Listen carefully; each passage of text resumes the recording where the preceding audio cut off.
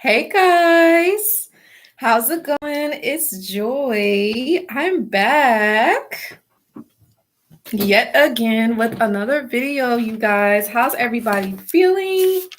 How's everybody doing? I know I'm on here a little late than usual. But yeah, I just wanted to check in. Make sure that you guys are subscribed to the channel. Make sure you like the video, leave a comment if this resonates. All right, so just to kind of give you guys a little bit of background about me, just briefly. So again, my name is Joy. I help people overcome narcissistic abuse. I have been dealing with narcissists since 2010. All right, and since 2016, I have been successfully helping people overcome narcissistic abuse, not only with my audio courses, but my video courses, with my support sessions. So yeah, I'm here. It's definitely been life-changing, the experience, but I'm definitely happy that I had it. It's made me a better person. Shout out to those of you. I don't know if you've been seeing my latest post, but I've been doing lots of interviews. Make sure that you guys are following me on Instagram as well as following me on Facebook. I've had several interviews, one with Patty. Shout out to her. I actually did one with his name is Kisan. It's with, I believe it was Changing Journeys. I actually just finished a podcast with him. So shout out to him. That was amazing. Definitely got more coming up. And also shout out to Erwin. We usually do our podcast on Sundays. I actually be making another video on Sunday, but shout out to him. But yes, also you guys, I'm super excited to share with you. So I just got my hoodie in the mail, you guys. Look at this. Super cute, right? Live narc free. Oh my gosh, I can't wait to wear it. And you guys, I also have my mask, Live narc free. So if you guys definitely want to support mental health awareness, definitely go in the link below and get your Live narc free t-shirt and or hoodie, mask, or whatever. Support the cause. But today, you guys, I really have a interesting topic. I remember the last live that I did, I know someone asked me, why did I stay with the narcissist for so long? And I'm going to be honest, you guys. I know I answered it before, but I just did not know that that person was a narcissist. I had no clue. I also think that I was just kind of in the relationship, not thinking about how to leave or not thinking that this person was abusing me. This person was using me and manipulating the situation. So that's another thing. Also, I thought that, I guess because I was so young, like right now I'm 31, but previously I was 21 when I was dealing with the male narc.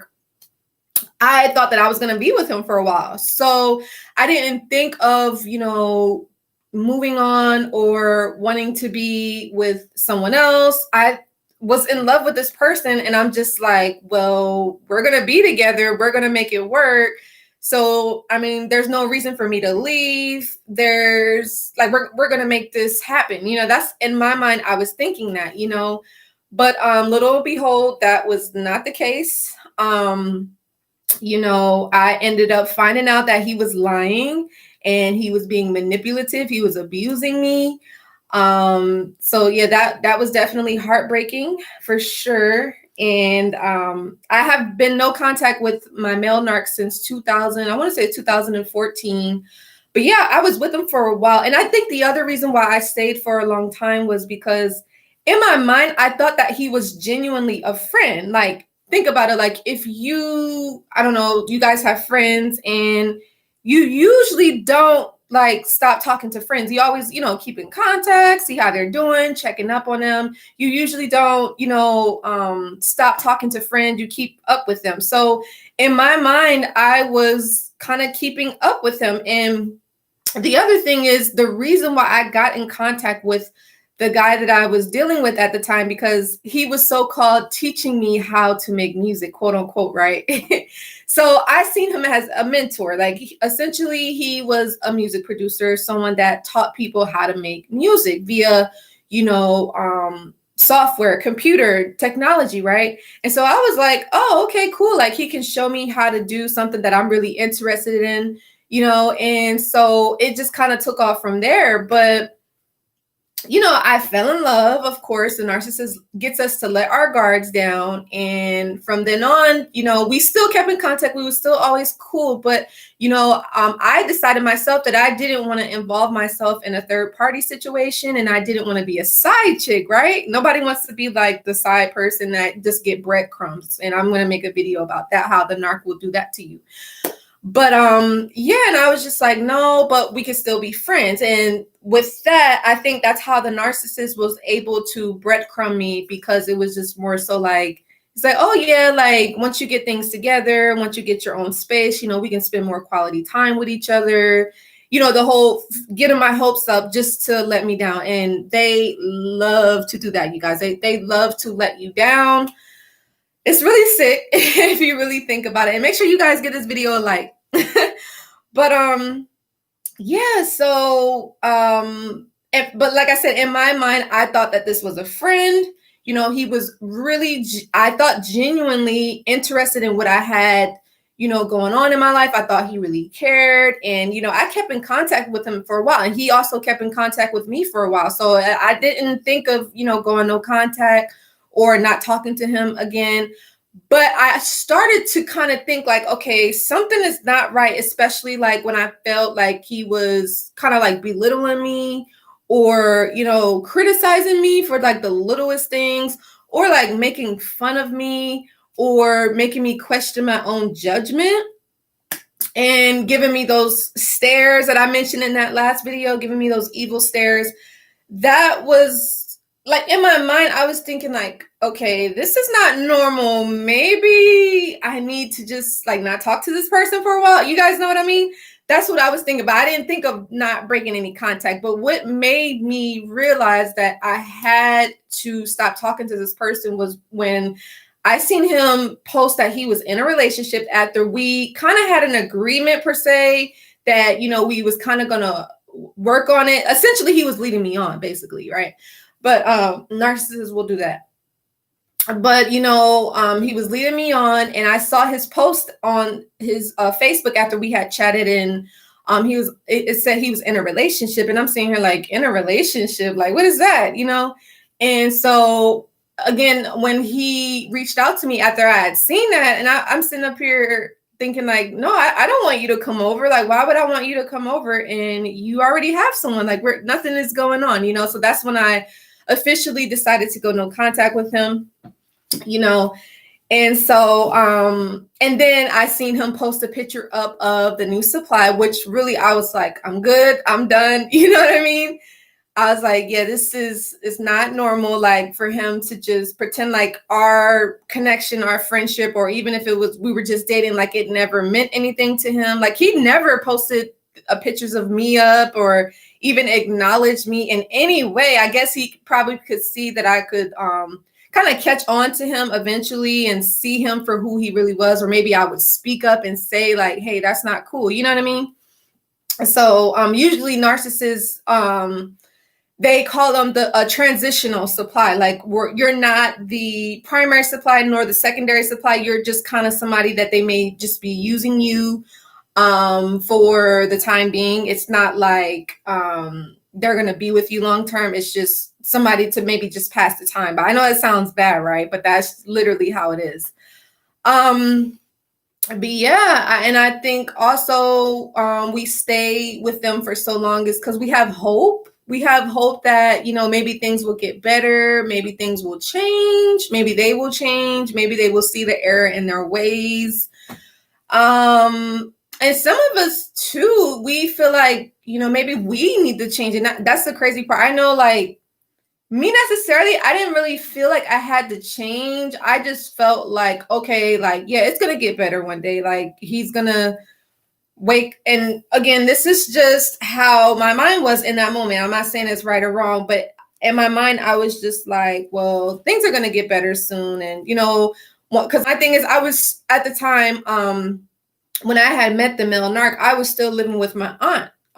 She was a narcissist. And then when I finally ventured out, I ended up getting a roommate. And then I had several roommates before I was finally able to move out on my own. And then once I was able to move out on my own, I kind of like was thanking the narcissist, because I was like, well, you were really the inspiration why I moved out. And I wanted to say thank you. Now, essentially, I was inviting him over because I wanted to say, like, to almost like celebrate, right? And he took it upon himself to just be like, oh, yeah, you got your new house. And guess what? I have a new girlfriend, you know? So he's kind of almost like throwing that in my face. It's sad. It truly, truly is sad. But yeah, I think that's one of the reasons why I stayed for long. It was definitely just having hope, feeling like things would get better. And not really seeing the red flags, or I seen the red flags, but not really acknowledging it and not really trying to educate myself on it. I know eventually, once I went no contact with the narc, I started doing a lot of research on narcissistic abuse. And I remember I used to type certain phrases and words that he would say to me.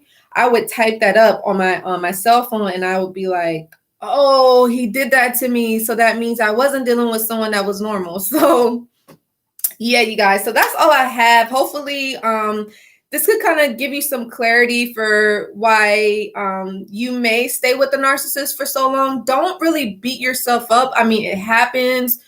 You know, you're with people for a reason. It's for a lesson. You know, you're learning things about yourself, and you learn things about the narcissist. Now you know what not to do. Now you know when you see the red flags.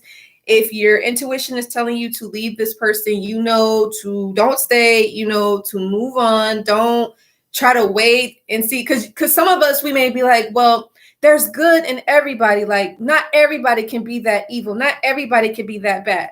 Yes, they can.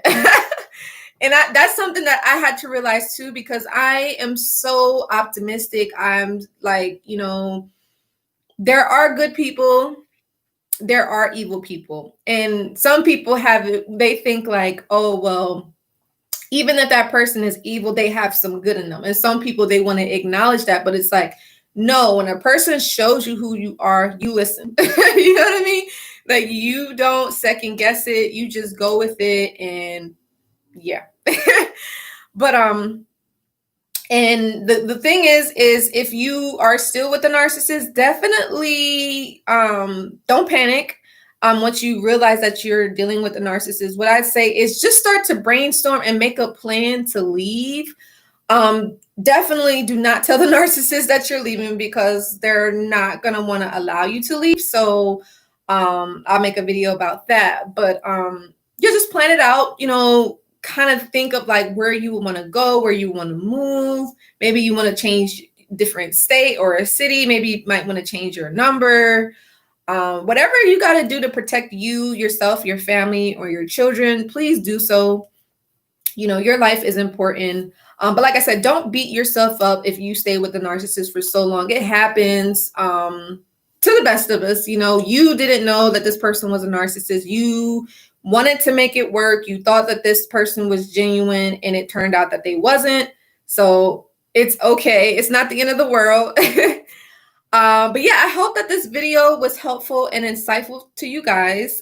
Make sure that you guys give this video a like. Don't forget, you guys, check out my new audio course called The Pathway to Healing Emotionally After Narcissistic Abuse. You guys will love it.